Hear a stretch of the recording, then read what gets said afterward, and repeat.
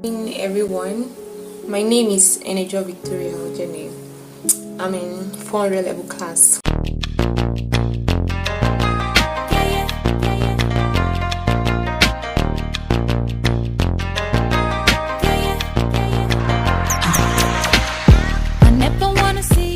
A study timetable is advisable. It just helps in organization of things. There are sometimes you already have the study timetable in your head that you know that today is anatomy day, today is hematology day, today is histopath day. So it just helps you for that organization.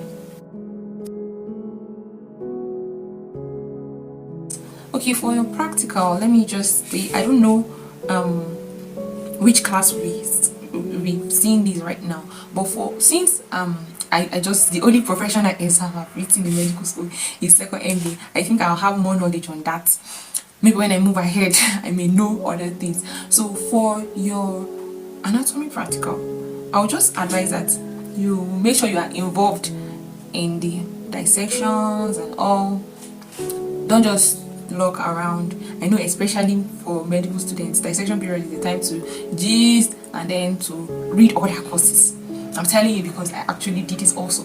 Bring other notes to dissection hall and read them. But then, in as much, even if you're not following from the onset, just make sure that you do not lose any structure that they find out during that dissection. It should not be heard that in your table you did not know, you did not see it being found out. So I remember in my table there was this unusual rectus femoris.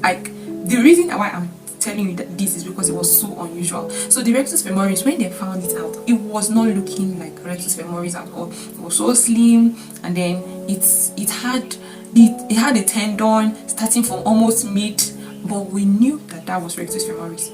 So when we found it out, like everybody had to come out, over other people in other tables, they had to come out like, wow, is this rectus femoris? So now in that case, when they're pinning that structure, first, nobody will have to tell you. You will not have to think that this is not looking like the normal muscle, even if the muscle that's supposed to be here is not looking like it. But because you were there, you were involved when the identification was going on, you will not really have problems. So just be involved. At the end of every dissection, make sure you can pinpoint structures that have been discovered in the this, because a day-to-day test, you may not really have that whole time. I don't even like maybe going around, like doing word round from one dissection table to another a day to test. I actually don't like that. So just some days, instead of one staying in my table, I just go around and say, what are people finding out? What are people finding out? Just moving around. It will be like a joke, but then you are learning. So for your physio practical, make sure you are involved. You get to understand what is happening. Don't just stay at the rear and then say other people do it. At the end, I'll copy practical report. I just be involved so that you know what is occurring there, what's happening. And then for BCH, also be involved. It's it's so easy to be not involved, especially practical where you are quite a number. You'll be 11 in the practical group, and then maybe just 2 or 3 people are the ones at the forefront. So even if you are not there at the forefront, the thing that the people at the forefront are doing, please make sure that you are aware. You know what, as you're leaving that way, you know what they did. And then when coming to exams, for anatomy practical, you have to make sure you know your slides, your bones. Very, very important. I mentioned earlier that I don't like moving around a day to the to anatomy practical test. The reason is that a day two, I like to settle down with my bones and know them, because you can go wrong in structures, but bone is something that does not move, something that they can color and then you can just identify. So you should not go wrong in that. But that's my take on that one. So in biology too, just make sure you know the slides and all that. And then for physio practical, they can just decide for us we did steeplechase 150 spots. For some other sets, they may do live practicals, but anytime you do live practicals, usually practical with blood. So if you have been following and maybe you have something jotted down, you just go through it. Most of the practicals in physio, actually straightforward. They are straight to point. Just check PCV and all. Some of those practicals you can do it within 20 minutes. So the underlying statement is, please just be involved. That's why you came to school. If you are not a medical student, or if you are not a student, you'll most probably be at home, or most probably be doing maybe a business, working or something. So just put your mind into it. Then for biochem practical, it's very, very special in that you can go for a practical exam and know everything, and then you can also go for a practical exam and know nothing. So there are materials that you check, that you have to, let me use the word cram, for you to pass your biochem practical. So when it gets to it, when you are getting close to your MB, please make sure you seek the advice of your senior colleagues, people that have passed through that. There is nobody that passed biochem that did not check those materials. And then there used to be this tutorial that Jumsa usually organizes. It usually looks like a child's play, but please attend it. I think my freedom in biochem practical came from that tutorial. Like after I left that tutorial, I knew that I was not going to fail biochem. It was that impactful. So just for now, just be doing the practical and all that. But when you get close to the exam, please seek advice. Come for the tutorial. Not all tutorials, but I'm saying this particular one.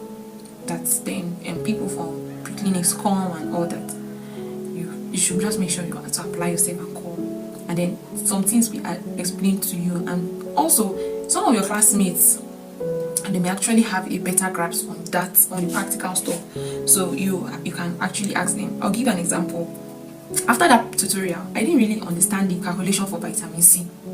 So vitamin C determination. So after our anatomy practical exam on Friday, we're to have biochem on Monday. I just cornered one of my classmates, me and one of my friends. We went there with book and pen. That is either he teaches us vitamin C determination, or he must teach us or we die. And then he explained it for us, and then we got a full grasp. If I told you that when we came for that exam, the first question was on vitamin C determination, you will not believe it. But for that question, that particular question, it was past question.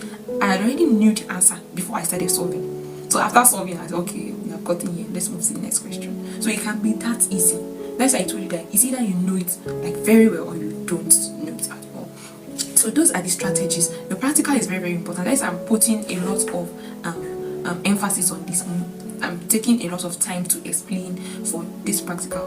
Very, very important. You can't afford to fail your practical. MCQ is not a place to get marks in exam. You can get marks in tests. MCQ, you can get 80 over. You can get, I think there was a time one of my classmates, they got 96 over 100 in MCQ.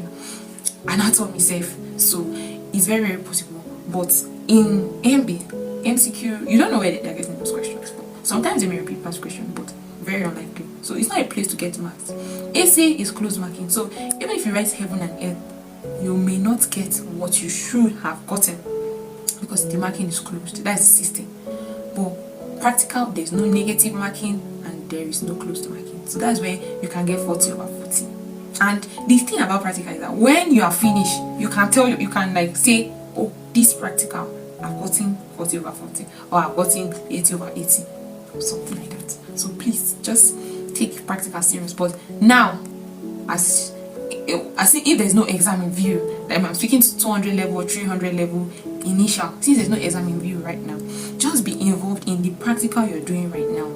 It gives you a leverage when exam comes, and then you have to learn a lot of things. You have an idea, and then when you have an idea, you can build on that. So that's it. The use of past questions in med school cannot be overemphasized. I know what I'm saying. So using past questions, I think there is no disadvantage in using past questions. It's one modality of studying that I think does not have a disadvantage. I'll explain. Now, if you study a past question, there's a 50-50 chance that questions are going to be copied from that past question. And then once you see it in the test, it's just a one way. You know how blood flow is one way. So it will just be a one-way movement, and then you just answer very, very fast because you have done the past question before, you know the answers prior to the time. And then still studying past questions, and if it does not come out, it's still good, it's still beneficial, because past questions is very, very good in studying. When you are studying a past question and then you see a question that you don't have an idea, you must want to go and read from that place. I think my physio the revision I did for physio preparing for MB was past questions. Me and my friends, we just gathered in one of the rooms, and then we started answering past questions. We started like weeks before the MB, so we just go every Friday. We go for past question answering.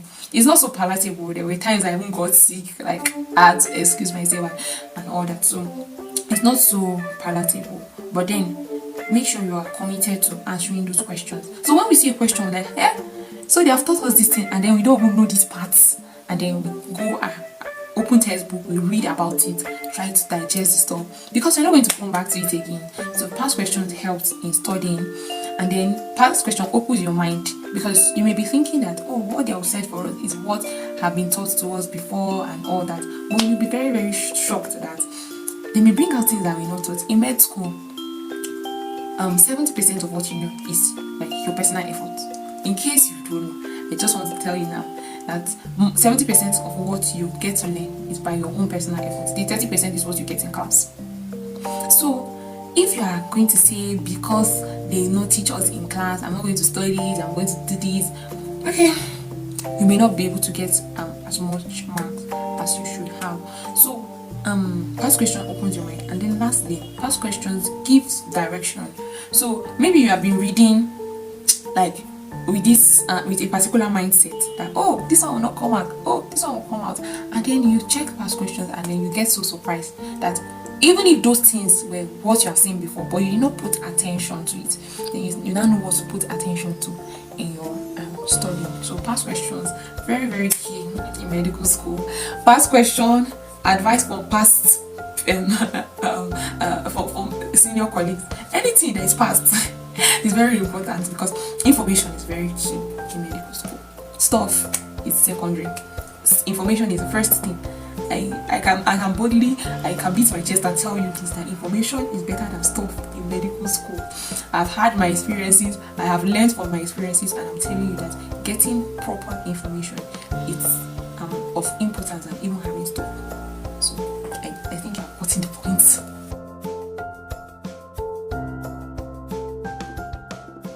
So for those that can't cope in medical school, I just want to let you know that everybody has been there before. There are a lot of experiences to share, but I'll give you an instance. There was when I came to medical school, initially, there was this test, I think our first physio test that we're preparing for. And then during the preparation of the test, I went for group discussion. And then after that group discussion, I came back to my room and I started crying. Like, as in, I thought I had been reading and all, but after that group discussion, I just came back to my room. I started thinking, so this is how I'm going to feel in this school. And then, you know how you have had a lot of orientations from the department and all, that this is not a place to joke. Anybody that does not keep up is going to be laid off. They'll take you to another department. I have seen people that have been taken to other departments, people that I knew before coming to medical school. So I was so scared. I was like, look at what people know. See the stuff that people are moving, and I've been saying like I was so down. Okay, fast forward into the test. After that test, when I came home, I came and started crying. I was okay. Initially, I was a crying baby. I would just come home and then I started crying after the test. So when the results came out, you want to hear a good news, right? No, I failed. I failed the test. I failed by 2 marks. The pass mark was supposed to be 50. I got 48. I failed the test. So before test, I cried. After test, I cried. When result came out, I cried. So it was that bad. But then I found help. I went to seek for help and I found it. So that was a turning point in my life. So for everybody, the challenges that we encounter when coming to medical school. But then what are you doing towards it? So for that my case, let me just continue the story. I had to plan. Like like I need help. What's happening in this course? Then I was now told that in that course was physio. In that course that people don't usually finish the test because all the questions that were given to us, I knew them. They were not even so hard that someone should warrant failure. But then the time they usually give, the catch is they give a short time for questions, and it's essay for each of those questions. We're given 4 questions. At the end of the test, I answered only 2 questions.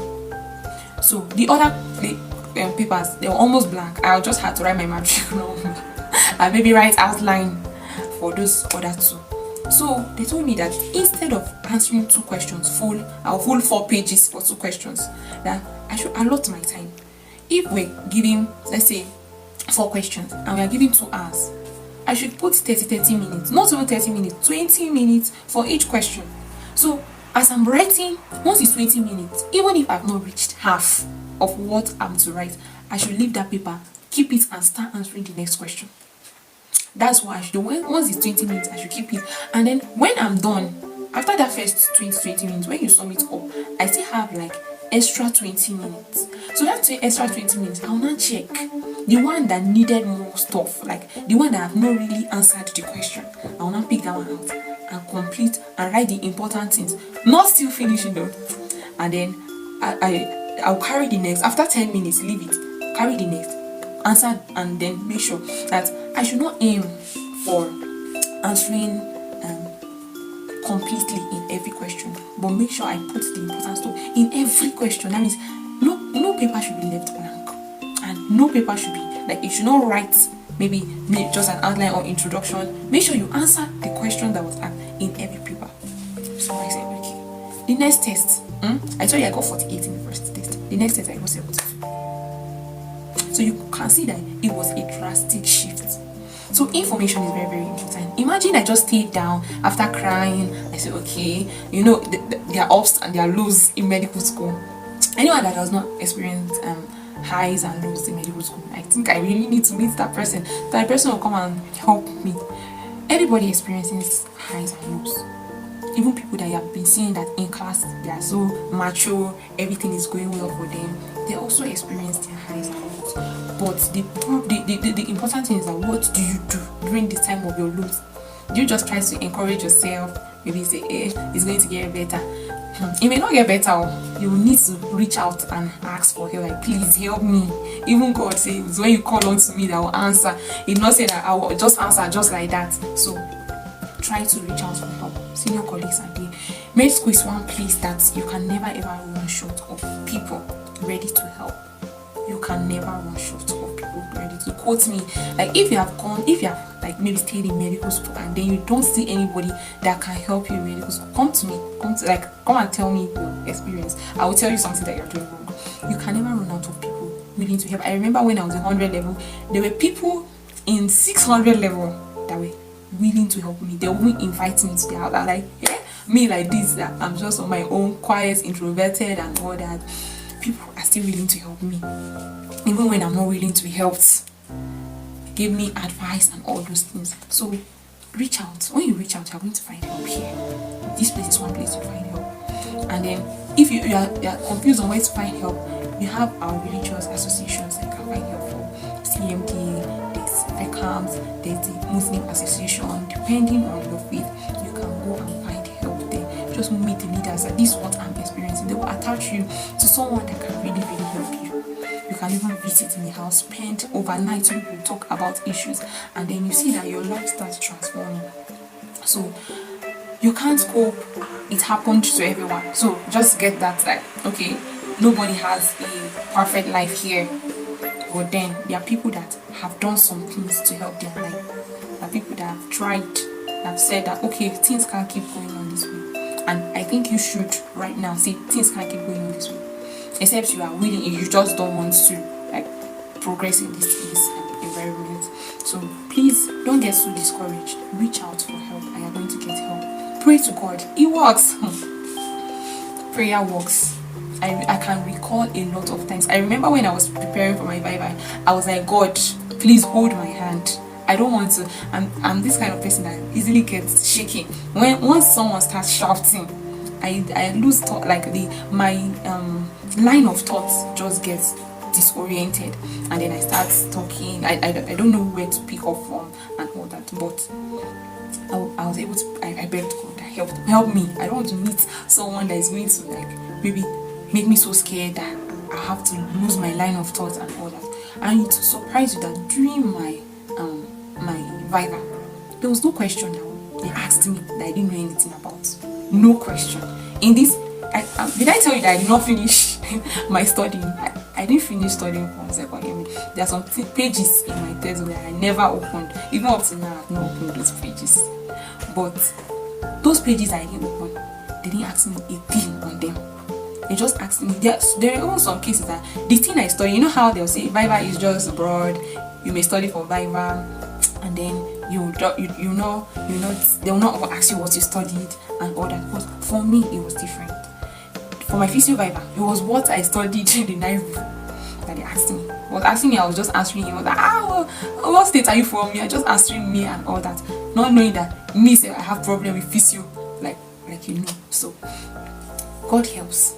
It really helps. So turn to Him.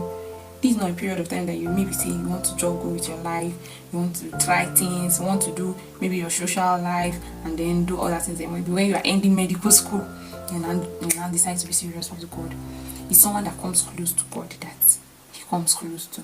So I believe that with this, you can move ahead, you can progress. This is not exhausting because as human beings we are very, very unique in our own way. So maybe what I'm just saying may not really be streamlined to what can help you, but then I think this is a stepping stone to getting your progress that you really want to go. So I just wanted to enjoy the time here. Everybody is seeing shaky. Everybody at every certain time, every period of time. People in 100 level they are seeing shaky. People in 200 level they are seeing shaky, and it's peculiar. So just try to enjoy the ride. It does not get easier. I can just advise you on that. I can just tell you it does not get easier. It gets tougher as you go. You may even see that senior colleagues they are enjoying it, but then when you come there and you are in that shoes, you just notice that they found a way to have balance, and that's why you were seeing them as that during that time. So it was a nice time talking to you all. I hope that you all succeed. Thank you.